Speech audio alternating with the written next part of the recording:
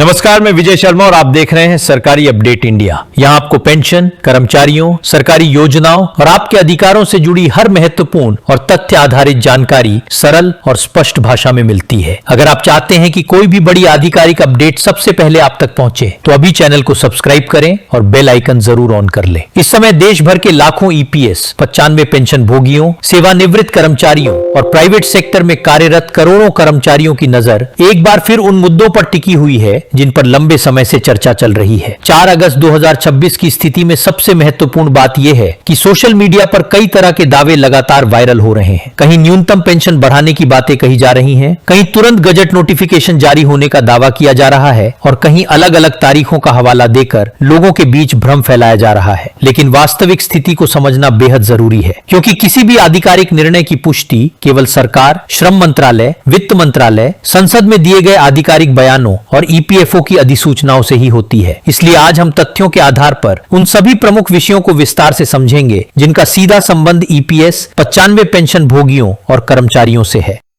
सबसे पहले बात उस मांग की करते हैं जो पिछले कई वर्षों से लगातार उठाई जा रही है। देश भर के ईपीएस, 95 पेंशन भोगी संगठन न्यूनतम मासिक पेंशन को 1000 रुपए से बढ़ाकर 7500 रुपए करने, उसके साथ महंगाई भत्ता जोड़ने और बेहतर स्वास्थ्य सुविधाएं उपलब्ध कराने की मांग कर रहे हैं। उनका कहना है कि वर्तमान महंगाई के दौर में इतनी कम पेंशन के साथ सम्मानजनक जीवन जीना बेहद कठिन हो चुका है। दवाइयों की कीमतें लगातार बढ़ रही हैं, दैनिक उपयोग की वस्तुएं महंगी होती जा रही हैं और ऐसे में बहुत से बुजुर्ग केवल अपनी पेंशन के सहारे जीवन यापन करने के लिए मजबूर हैं। यही कारण है कि यह मुद्दा लगातार राष्ट्रीय स्तर पर चर्चा का विषय बना हुआ है।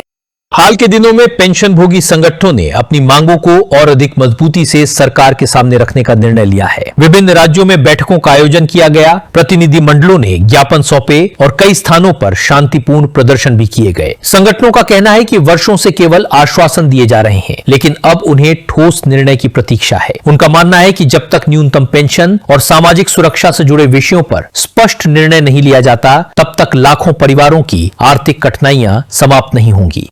इसी बीच संसद के भीतर भी पेंशन से जुड़े विषयों पर चर्चा देखने को मिली। कई सांसदों ने सरकार से सवाल किया कि आखिर ईपीएस, 95 पेंशन भोगियों की समस्याओं का स्थायी समाधान कब निकलेगा। चर्चा के दौरान यह भी कहा गया कि जिन लोगों ने अपने जीवन के कई दशक देश के उद्योगों, कारखानों, परिवहन सेवाओं और निजी संस्थानों में काम करते हुए बिताए, उन्हें सेवानिवृत्ति के बाद सम्मानजनक जीवन जीने का अधिकार मिलना चाहिए। कई जनप्रतिनिधियों ने इस विषय पर सरकार से गंभीरता से विचार करने का आग्रह किया, ताकि भविष्य में कोई व्यावहारिक समाधान सामने आ सके। इसी क्रम में कुछ नेताओं द्वारा यह भी कहा गया कि वर्तमान समय में 1000 रुपए या उससे थोड़ी अधिक पेंशन के सहारे किसी भी बुजुर्ग के लिए दवाइयों, राशन और अन्य आवश्यक खर्चों का प्रबंधन करना अत्यंत कठिन है। उन्होंने सरकार से अनुरोध किया कि इस विषय पर संवेदनशील दृष्टिकोण अपनाया जाए और सभी संबंधित पक्षों के साथ चर्चा कर ऐसा समाधान निकाला जाए जिससे पेंशन भोगियों को वास्तविक राहत मिल सके।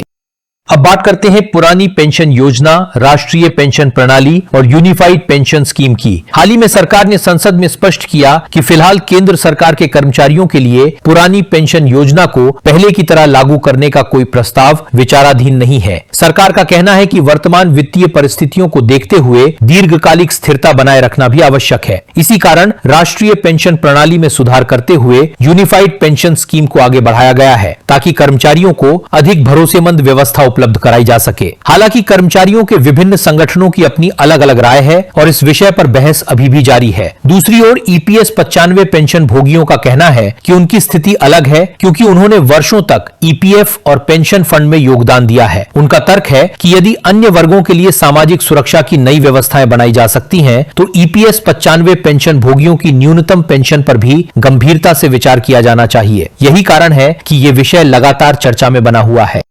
अब एक और महत्वपूर्ण विषय की बात करते हैं जिसे लेकर लगातार सवाल उठाए जा रहे हैं। ईपीएफओ का कहना रहा है कि पेंशन फंड की वित्तीय स्थिति और एक्चुरियल मूल्यांकन को ध्यान में रखते हुए किसी भी बड़े बदलाव का निर्णय सावधानी पूर्वक लेना आवश्यक है। वहीं दूसरी ओर पेंशन भोगी संगठनों का कहना है कि ईपीएफओ द्वारा किए गए निवेशों और समय समय पर प्राप्त होने वाले लाभ को भी पूरी पारदर्शिता के साथ सामने रखा जाना चाहिए, ताकि लोगों के मन में किसी प्रकार का भ्रम न रहे। यही कारण है कि इस विषय पर भी लगातार चर्चा चल रही है। उच्च पेंशन यानी हायर पेंशन का मामला भी अभी पूरी तरह समाप्त नहीं हुआ है। सुप्रीम कोर्ट के निर्णय के बाद बड़ी संख्या में कर्मचारियों ने निर्धारित प्रक्रिया के अनुसार आवेदन किए। कई लोगों ने आवश्यक दस्तावेज जमा किए, अतिरिक्त राशि का भुगतान किया और संबंधित औपचारिकताएं पूरी की। लेकिन आज भी अनेक लाभार्थियों का कहना है कि उनके मामलों में प्रक्रिया अपेक्षा से अधिक समय ले रही है। कहीं पुराने रिकॉर्ड उपलब्ध नहीं है, कहीं तकनीकी जांच चल रही है, तो कहीं दस्तावेजों के सत्यापन में समय लग रहा है। ऐसे में कई कर्मचारी और पेंशन भोगी अंतिम निर्णय का इंतजार कर रहे हैं। कुछ मामलों में यह शिकायत भी सामने आई कि वर्षों पहले बंद हो चुकी कंपनियों के रिकॉर्ड उपलब्ध कराना बेहद कठिन हो गया है। ऐसे कर्मचारियों का कहना है कि जिन संस्थानों का अस्तित्व ही समाप्त हो चुका है, उनके पुराने दस्तावेज प्राप्त करना व्यावहारिक रूप से आसान नहीं है। इसलिए वे चाहते हैं कि ईपीएफओ ऐसे मामलों के लिए व्यावहारिक और सरल समाधान तैयार करे, ताकि वास्तविक पात्र लोगों को अनावश्यक परेशानी का सामना न करना पड़े। इसी दौरान 8वें वेतन आयोग को लेकर भी चर्चाएं तेज हैं। कर्मचारी संगठनों की ओर से फिटमेंट फैक्टर और न्यूनतम वेतन को लेकर अलग अलग सुझाव दिए जा रहे हैं। हालांकि अंतिम निर्णय भविष्य में सरकार द्वारा गठित आयोग की सिफारिशों और उसके बाद लिए जाने वाले प्रशासनिक फैसलों पर निर्भर करेगा। फिलहाल किसी भी आंकड़े को अंतिम मान लेना उचित नहीं होगा, क्योंकि आधिकारिक घोषणा के बाद ही वास्तविक स्थिति स्पष्ट होगी। एक अन्य विषय वेतन सीमा से जुड़ा है। समय समय पर यह चर्चा होती रही है कि ईपीएफ और ईपीएस के अंतर्गत वेतन सीमा में बदलाव किया जाए, ताकि अधिक कर्मचारियों को सामाजिक सुरक्षा का लाभ मिल सके। विभिन्न कर्मचारी संगठनों ने इस संबंध में अपने सुझाव दिए हैं। हालांकि इस विषय पर भी अंतिम निर्णय संबंधित मंत्रालयों और सरकार द्वारा ही लिया जाएगा। अब सबसे महत्वपूर्ण बात यह है कि पिछले कुछ दिनों से सोशल मीडिया पर कई वीडियो और पोस्ट तेजी से वायरल हो रहे हैं, जिनमें यह दावा किया जा रहा है कि न्यूनतम पेंशन बढ़ाने का फैसला हो चुका है या गजट नोटिफिकेशन जारी होने वाला है। यदि आपने भी ऐसे दावे देखे हैं, तो उन पर तुरंत भरोसा करने के बजाय आधिकारिक सूचना का इंतजार करना अधिक उचित होगा। किसी भी बड़े फैसले की पुष्टि संबंधित सरकारी अधिसूचना से ही होती है, इसलिए अफवाहों से बचना और केवल प्रमाणित जानकारी पर विश्वास करना ही समझदारी है। यदि आप चाहते हैं कि पेंशन, ईपीएफओ, कर्मचारियों और सरकार से जुड़ी हर महत्वपूर्ण और सत्यापित जानकारी आपको सबसे पहले मिलती रहे, तो अभी इस वीडियो को लाइक कर दीजिए और चैनल को सब्सक्राइब करके नोटिफिकेशन जरूर ऑन कर लीजिए। आने वाले दिनों में यदि कोई आधिकारिक निर्णय, नई अधिसूचना या महत्वपूर्ण अपडेट सामने आती है, तो उसकी तथ्य आधारित जानकारी सबसे पहले आपके सामने पहुंचाने का प्रयास किया जाएगा। अब सवाल यह है कि आने वाले दिनों में क्या स्थिति बन सकती है। संसद के मौजूदा सत्र में किन मुद्दों पर आगे चर्चा हो सकती है। पेंशन भोगी संगठनों की अगली रणनीति क्या है। हायर पेंशन के लंबित मामलों पर क्या संभावनाएं हैं। 8वें वेतन आयोग और ईपीएफओ से जुड़े नए प्रस्तावों पर आगे क्या हो सकता है और सरकार किन पहलुओं पर विचार कर रही है। इन सभी महत्वपूर्ण विषयों का विस्तृत विश्लेषण हम आगे की चर्चा में करेंगे, क्योंकि अभी कई ऐसे तथ्य सामने आने बाकी हैं जो लाखों पेंशन भोगियों और कर्मचारियों के लिए बेहद महत्वपूर्ण माने जा रही हैं। अब आगे बात करते हैं उन मुद्दों की जिन पर आने वाले समय में सबसे अधिक नजर रहने वाली है। सबसे पहले यह समझना जरूरी है कि किसी भी पेंशन व्यवस्था में बदलाव केवल मांग उठ जाने से लागू नहीं हो जाता। इसके लिए वित्तीय मूल्यांकन, कानूनी प्रक्रिया, मंत्रालयों के बीच विचार विमर्श, संबंधित विभागों की सिफारिशें और अंत में सरकार का औपचारिक निर्णय आवश्यक होता है। इसलिए जो भी जानकारी सामने आए, उसे हमेशा आधिकारिक स्रोतों के आधार पर ही परखना चाहिए। यही कारण है कि पेंशन भोगी संगठन लगातार ये मांग कर रहे हैं कि सरकार स्पष्ट समय सीमा के साथ अपना रुख सार्वजनिक करे, ताकि वर्षों से बना असमंजस समाप्त हो सके। ईपीएस 95 पेंशन भोगियों का कहना है कि उनकी मांग केवल पेंशन बढ़ाने तक सीमित नहीं है, बल्कि वे सम्मानजनक जीवन जीने के अधिकार की बात कर रहे हैं। उनका तर्क है कि जिस व्यक्ति ने अपने जीवन के 30 से 40 वर्ष उद्योगों, कारखानों और निजी संस्थानों में काम करते हुए बिताए, उसे वृद्धावस्था में इतनी आर्थिक सुरक्षा अवश्य मिलनी चाहिए कि वो बिना किसी पर निर्भर हुए अपना जीवन यापन कर सके। यही कारण है कि न्यूनतम पेंशन के साथ महंगाई भत्ता जोड़ने और स्वास्थ्य सुविधाओं की मांग लगातार दोहराई जा रही है। स्वास्थ्य सुरक्षा का विषय भी अत्यंत महत्वपूर्ण माना जा रहा है। बढ़ती उम्र के साथ दवाइयों और उपचार पर होने वाला खर्च तेजी से बढ़ जाता है। अनेक पेंशन भोगियों का कहना है कि उनकी मासिक पेंशन का बड़ा हिस्सा केवल दवाइयों पर ही खर्च हो जाता है। इसलिए विभिन्न संगठनों ने सरकार से आग्रह किया है कि वरिष्ठ पेंशन भोगियों के लिए ऐसी स्वास्थ्य सुरक्षा व्यवस्था तैयार की जाए जिससे इलाज का आर्थिक बोझ कम हो सके। हालांकि इस संबंध में अभी तक कोई नई आधिकारिक घोषणा नहीं की गई है, इसलिए किसी भी वायरल दावे को अंतिम सत्य नहीं माना जाना चाहिए। हायर पेंशन के मामलों में भी बड़ी संख्या में लोग अंतिम प्रक्रिया पूरी होने का इंतजार कर रहे हैं। कई लाभार्थियों ने आवश्यक दस्तावेज जमा किए, अतिरिक्त योगदान की राशि भी जमा कराई, लेकिन उन्हें अभी तक अंतिम स्वीकृति या संशोधित पेंशन भुगतान आदेश प्राप्त नहीं हुआ है। ऐसे मामलों में विशेषज्ञों की राय है कि जिन लोगों का आवेदन लंबित है वे समय समय पर अपने आवेदन की स्थिति की जांच करते रहें और यदि किसी अतिरिक्त दस्तावेज की आवश्यकता हो तो उसे निर्धारित प्रक्रिया के अनुसार उपलब्ध कराएं।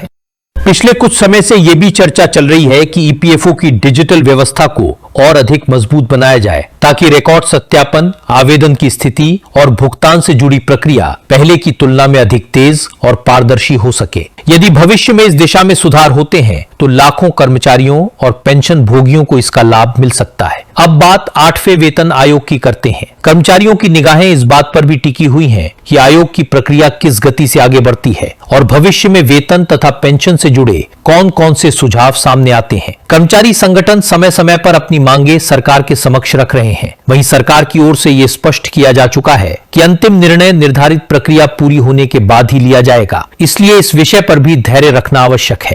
एक और महत्वपूर्ण पहलू सामाजिक सुरक्षा का है। विशेषज्ञों का मानना है कि भविष्य में संगठित और असंगठित दोनों क्षेत्रों के कर्मचारियों के लिए ऐसी नीतियों की आवश्यकता होगी जिनसे सेवानिवृत्ति के बाद आर्थिक सुरक्षा और मजबूत हो सके। बदलती अर्थव्यवस्था और बढ़ती जीवन प्रत्याशा को देखते हुए पेंशन व्यवस्था में समय समय पर सुधार करना किसी भी देश के लिए महत्वपूर्ण माना जाता है। भारत में भी इस विषय पर लगातार चर्चा जारी है और आने वाले समय में इस दिशा में कई महत्वपूर्ण कदम देखने को मिल सकते हैं। इस पूरे विषय का सबसे महत्वपूर्ण पहलू यह है कि लाखों लोग भावनात्मक रूप से इस मुद्दे से जुड़े हुए हैं। इसलिए गलत जानकारी बहुत तेजी से फैलती है और लोगों के बीच अनावश्यक उम्मीदें या भ्रम पैदा कर देती है। यदि कोई वीडियो, पोस्ट या संदेश ये दावा करे कि अमुक तारीख से पेंशन भर गई है, गजट नोटिफिकेशन जारी हो गया है या भुगतान शुरू हो चुका है, तो सबसे पहले उसकी पुष्टि आधिकारिक माध्यमों से करना आवश्यक है। इससे गलत सूचना से बचा जा सकता है।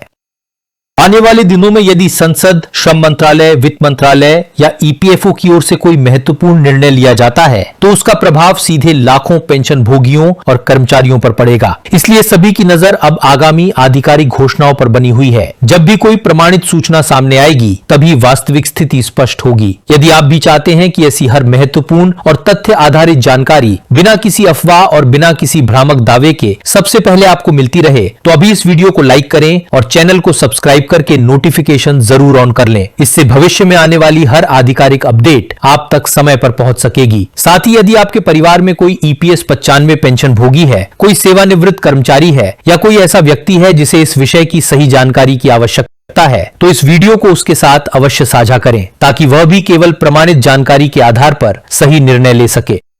आपकी एक छोटी सी सहभागिता इस तरह की तथ्य आधारित जानकारी को अधिक लोगों तक पहुंचाने में मदद करती है। इसलिए यदि आपको यह विश्लेषण उपयोगी लगा हो तो वीडियो को पसंद करें, अपनी राय कमेंट में अवश्य लिखें और चैनल को सब्सक्राइब करना बिल्कुल ना भूलें। आपके सुझाव और प्रतिक्रियाएं भविष्य की ऐसी ही विस्तृत रिपोर्ट तैयार करने में महत्वपूर्ण भूमिका निभाती हैं। फिलहाल 4 अगस्त 2026 तक की उपलब्ध आधिकारिक और सार्वजनिक जानकारी के आधार पर यही प्रमुख स्थिति सामने आती है। आने वाले दिनों में यदि कोई नया निर्णय, अधिसूचना, संसदीय घोषणा, न्यायालय से जुड़ा महत्वपूर्ण आदेश या ईपीएफओ की ओर से कोई नई सूचना जारी होती है तो उसके तथ्यों का विस्तृत विश्लेषण अलग से किया जाएगा ताकि आपको पूरी और सही जानकारी मिल सके।